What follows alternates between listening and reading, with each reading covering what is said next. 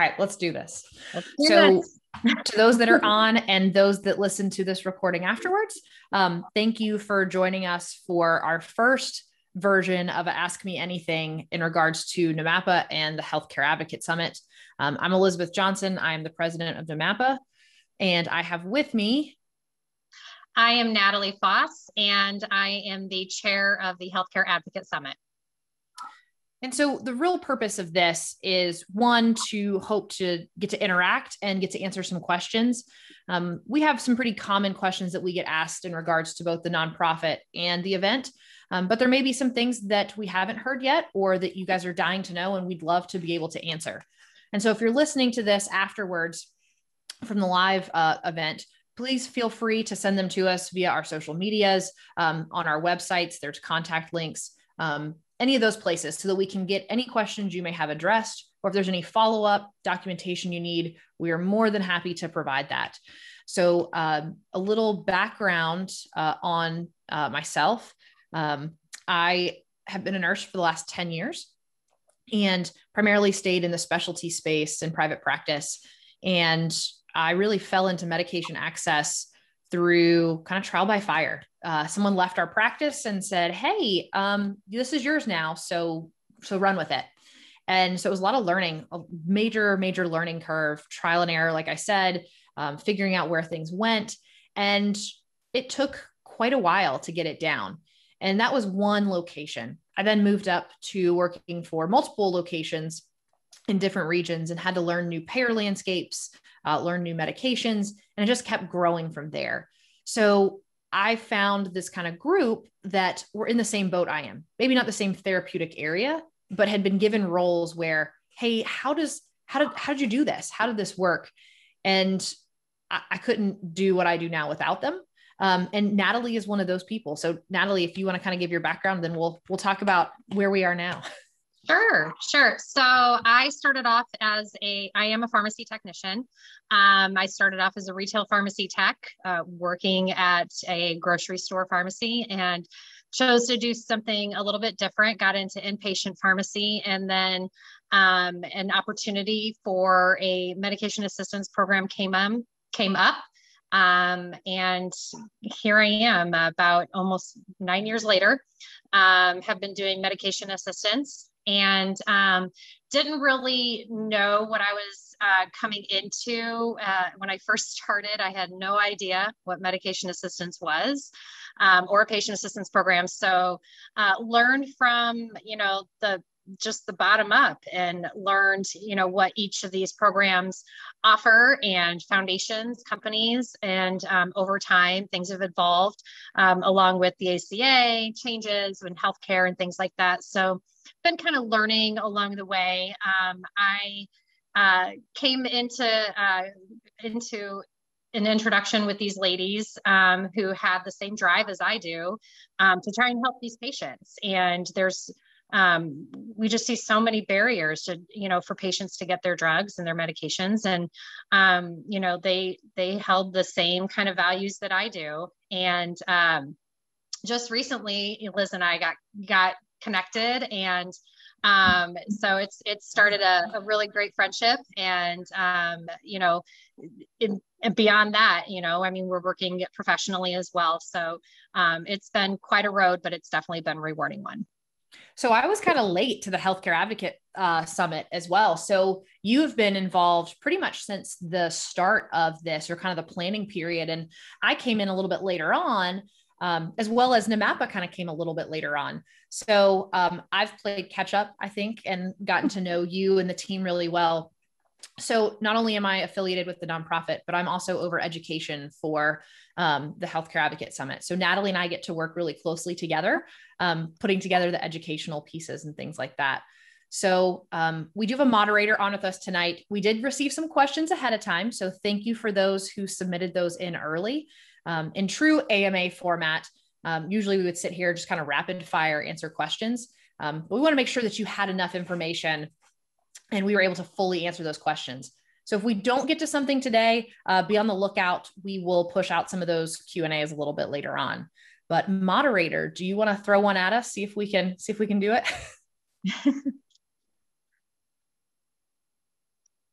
Yes. So we know we're all advocates because this conference and the nonprofit is by the advocates for the advocates. So what exactly is y'all's definition of a healthcare advocate, and what do your everyday jobs look like? Okay, I will go ahead and start. So I consider myself a healthcare advocate. I'm working for the patient, and I'm breaking down all of those barriers to try the assistance that the patient needs, whether that is helping for costs of their medications in terms of free drug, or whether I'm trying to find grants to offset their copays, and that could come from a foundation or a company. My everyday job is a little bit different these days. Not only am I the supervisor of our medication assistance program, so I take care of the kind of, I call the background stuff, make sure that, you know, all of our numbers are coming in correctly and we're reporting those accurately. Kind of trial and error of finding the right processes and making sure everything is working correctly for the team, as well as the staff and the departments that we work with. But I'm also currently right down in the weeds with everything, and I'm boots on the ground as well. So working with patients, submitting claims, signing up for free drug, copay assistance, grants, you name it. So my everyday is a mix of chaos, but honestly, it kind of keeps my day going, and I really enjoy it. Yeah, you're still very much, as we say, in the trenches. You're still doing this every day, and you're still fighting as an advocate, which is incredibly important. So, and I think one thing to point out, and it'll be the same with my story as well, is that we're several years into this, right? We have put in blood, sweat, and tears to kind of get to this point. And the common thread, which I would use to describe an advocate, is the passion for the patient. And sometimes you can't find resources within your practice. Then you go to the manufacturers, then you're going to payers. It's that not giving up. And it's that constant, there has to be a better answer. I'm not taking no. That's what really I kind of tie to that advocate mindset and that drive that we have, because no is just my starting point. You want to tell me no, now I'm going to figure out how to beat that. And so my everyday role has changed. But to stay relevant, I still work with practices to see what's going on, to talk about authorizations, to talk about the financial side of these things, so that I stay relevant. I feel that if I get too far away, I'm not going to lose my touch on advocacy, but I'm going to lose my speed and ability to help others. And so I want to stay as involved as possible. I actually consult and work with a couple different companies and do a couple different things right now. So not to take the whole time, we'll skip that part. Liz, that's a great lead in to what is the story behind NAMAPA? Like, why was it created and founded? Yeah, that is a great question. So it kind of comes out of necessity, I think. And there's a group of us that put our heads together and said, listen, we had a great group text going, right? Like, hey, does anybody have the hub enrollment form for this drug? Does anybody have an FRM contact for this? And it really became us kind of working this group of women that, hey, we need something and it's not there.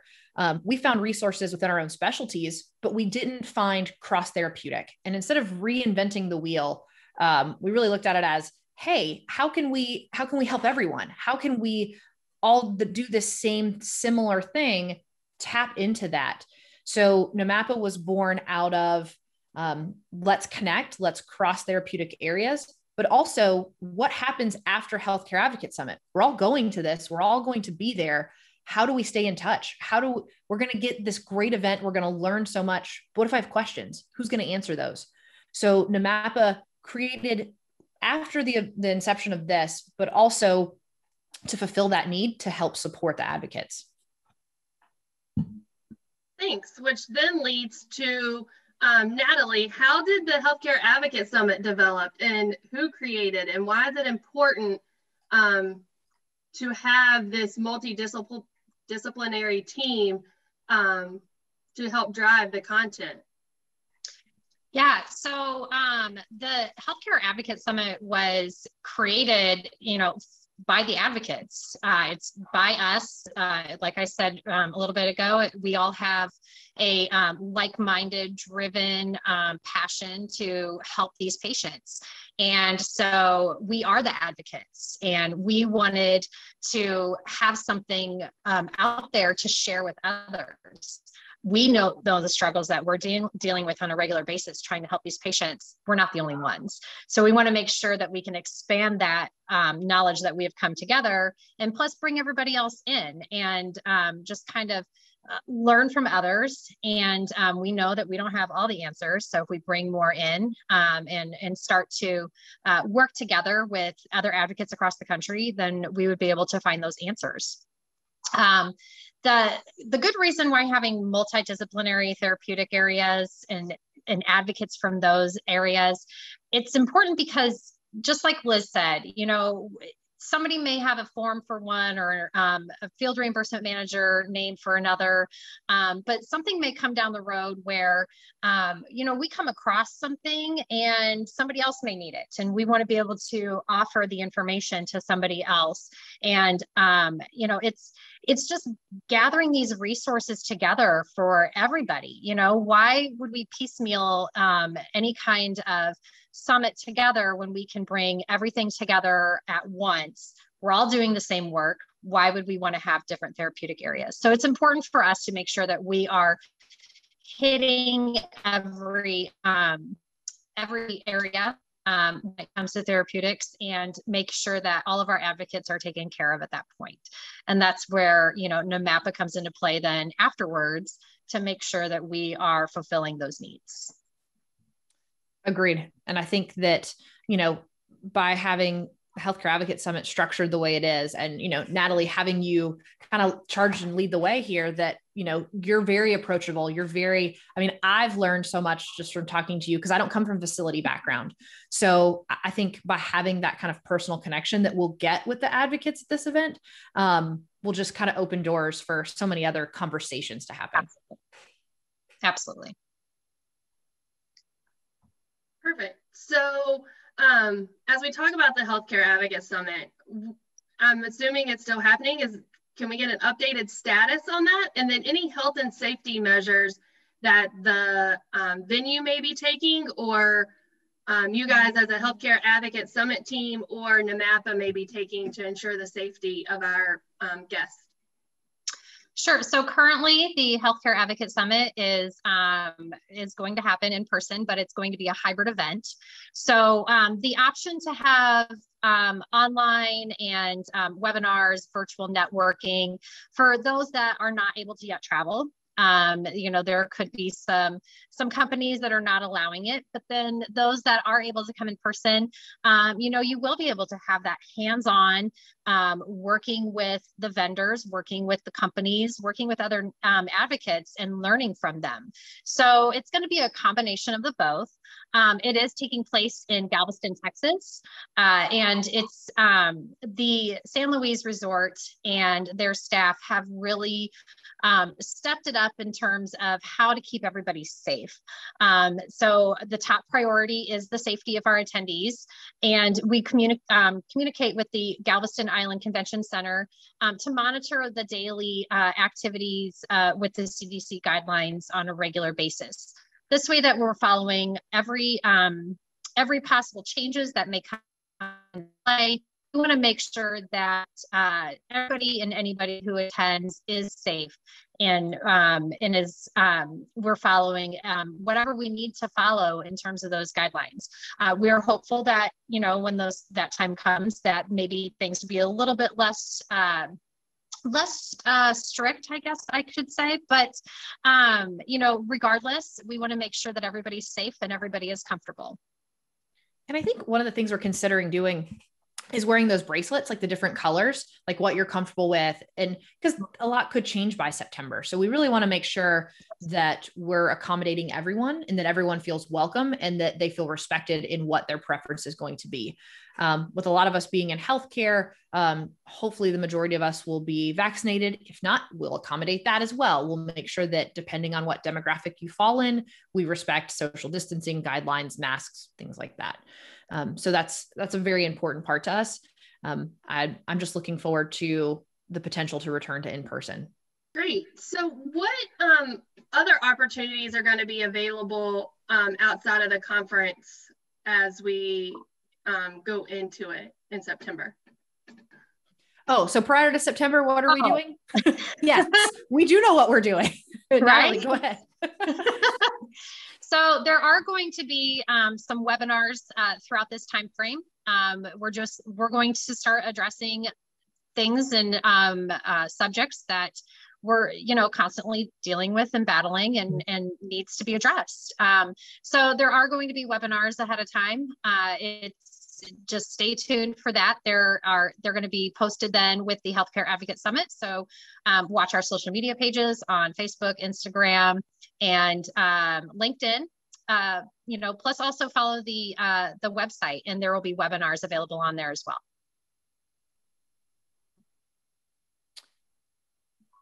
And Natalie, just for a question for you from me, I believe we did a call for speakers for the event not long ago, and I believe some of those are going to be some of our webinars.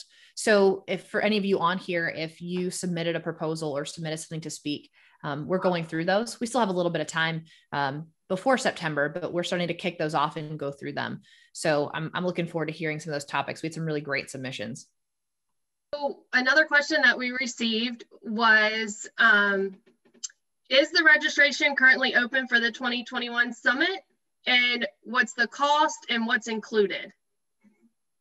Yes, everything is open right now. You can register at this point for the summit. It is going to include the virtual platform that we're going to launch. This is where the webinars come into play in June. So any kind of informational content, all of that stuff is going to be a part of your registration costs. For advocates, if you're an advocate out there, the cost is $149. We try to make sure that the cost is lowered so it's affordable for people to join. Foundations and field reimbursement managers, that cost is $7.99. Specialty pharmacy, tech solution, and industry is $14.99. So we want to make sure that we're really focusing on the advocate on these costs and to keep it lowered so everybody can join. We want to make sure we are all available. I think that's a unique stance to take just from the nonprofit side, is that we're trying to make sure that it's available to the advocates and that we support the advocates in this decision. Absolutely. One thing I'd like to add too, and is kind of fun and we are working on, is the transportation from the airport to the hotel. There's going to be just some fun, different just activities involved with all of this, and plus any kind of travel in terms of going to offsite networking, dinners, and any kind of breakfast, food, snacks, lunches, all of that is also going to be included. And hey, Natalie, I know that when we were signing up for this, and we've obviously spoken to our employers and, hey, we're going to be out of work, we're going to this event. I think that was one of the hardest things to overcome. And I think by the conference picking up transportation, that's huge. That's a huge cost save. Then, meals, the offsites, I'm really excited about those. The evening events, those are going to be a lot of fun. So we have our conference director on here. He can't speak at the moment, but I'm sure he would tell you how great those are going to be. I'm really looking forward to them. So absolutely. Yes. Yeah. So shout out to Eric. Those are going to be a blast. But how can we help our advocates? How can we help them, carry on this mission and carry on the reason why this conference is come hang out with us? How about that? Absolutely. Yeah. So to justify your need to come to the summit, there is a justification toolkit on the website, healthcareadvocatesummit.com. You can, I believe you can find it on the website. And then you can also send us an email at info@advocatesummit.com. And we will be able to give you that information. This toolkit is very informative and very helpful. This is something I have reviewed last year, And I think that it's very helpful for any kind of employer to see the need for the advocates to come and gain this information to share back and learn. So we've spoke a lot about the Healthcare Advocate Summit and some questions that we've received regarding that, but I wanted to jump over to the presenting sponsor, NAMAPA, and we got an interesting question about our logo. So Liz, do you mind explaining the logo and how it became the logo for NAMAPA? Should I talk about how long it took us to pick it out first? But so the NAMAPA logo is obviously the cross for healthcare. I think that's the most recognized symbol that we all know. But we also wanted to make sure and include something that transcended just, hey, we're working on infusion, or we're just working on one specialty area. So there is a pill, an IV bag, as well as a syringe to represent oral infusion and injectable medications for that specialty medication access. So a little bit of everything on there. Great. The next question we got is also, how do we become a member of NAMAPA, and who can become a member, and what does that membership look like? That's a great question. So membership is open right now for anyone to join. Primarily, we're looking at advocates, those in practice management, admin, clinical space, pharmacy technicians, pharmacists, where we can provide resources and educations to them. So you can register by going to our website, namapa.org, and sign up there. To be able to support our cause and to grow NAMAPA at the pace that it needs to grow, there will be a membership fee that is not currently turned on, but we are working towards that so that we can get some higher quality publications out, develop our toolkits a little bit further, and really give you an experience and a platform that you can connect with other advocates on. So with that being said, again, right now you can join for free, but we will be changing that. We are accepting sponsorships and donations at this time, just so that we can, we can run a nonprofit and we can really help you guys. So please feel free to reach out if you have questions around that. But we also welcome industry and corporate memberships as well. You'll have access to these advocates, and what better place to, host ad boards and find the people you need or ask questions. We're all here to help, because at the end of the day, it's about our patients. I've heard you briefly mention the sponsorships. How do you inquire about sponsorships for both NAMAPA and for the Healthcare Advocate Summit? For NAMAPA, you can reach out to myself personally, or you can contact us through our website or on social media. And the same for Healthcare Advocate Summit, but we actually have a direct person you can contact. Natalie, I'll let you answer that one. Absolutely. So you can reach out to Eric. So Eric Coffin is the event director for the Healthcare Advocate Summit. And you can email him at eric@advocatesummit.com. We also have a phone number to share as well, that you can call if you are interested in doing sponsorships or exhibits. So I am going to throw that out there for Eric, 702-491-1984. So to all the attendees, we are getting close to the end of all the questions that were submitted prior to this, but are there any other questions for those that are attending? Anything else you guys would like to know? Please chat that to us so we can get your questions answered. Or if you're interested in speaking at the Healthcare Advocate Summit, or potentially partnering with NAMAPA for a webinar or any of those other lovely things we like to put on, please let us know in the chat. We put calls out, we put things on LinkedIn and social media, but since we have you here and we're all chatting kind of virtually, this would be a great time. We'd love to connect. Absolutely.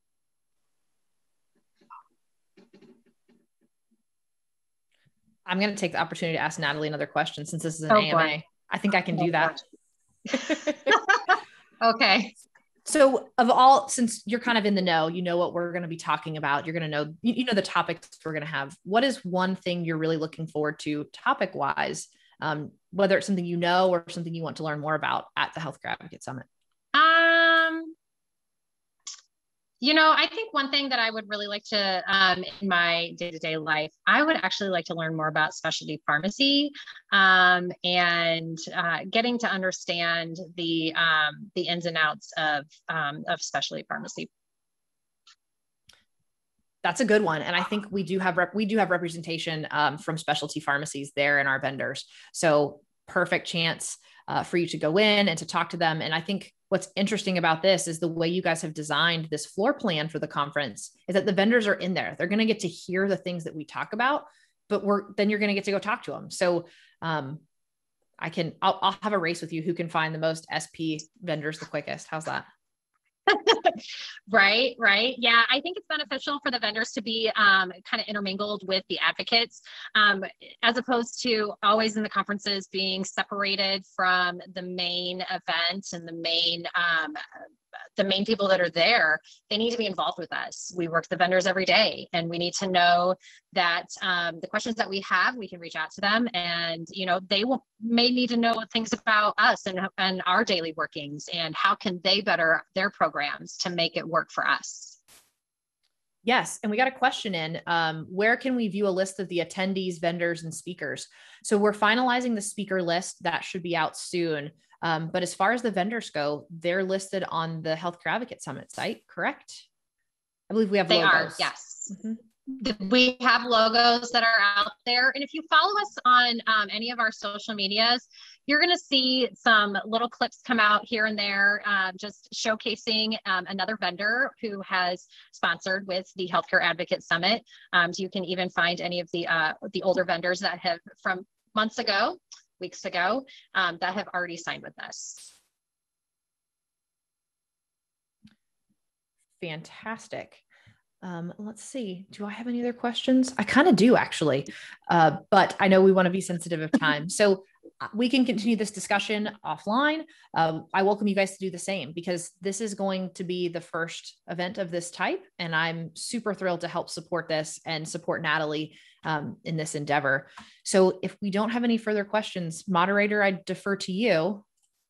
The last question is, if the people's questions weren't answered here, or they thought of something later on, who can they reach out to make sure they have all their questions answered, whether it's for NAMAPA or for the conference? Just who's their contact person for this? So for NAMAPA, it would be myself, ejohnson@namapa.org, or they can reach out to info@namapa.org. And then Natalie, I'll defer to you on the Healthcare Advocate Summit. Absolutely. You can address questions to me at natalie@advocatesummit.com. You can even email info@advocatesummit.com and address those questions there as well. Also, again, I'm going to push it. You can ask these questions on social media. Just post it, and we'll get you the answers as soon as we can. Excellent. I think that's it from our end. Thank you again for the questions ahead of time, and thank you for the questions during this. We really appreciate it. We look forward to connecting further with you. We look forward to providing you information, and we really look forward to seeing you in September. So again, reach out to us. We're here for you, and let's do this. Thanks, Absolutely. everyone. Thank you.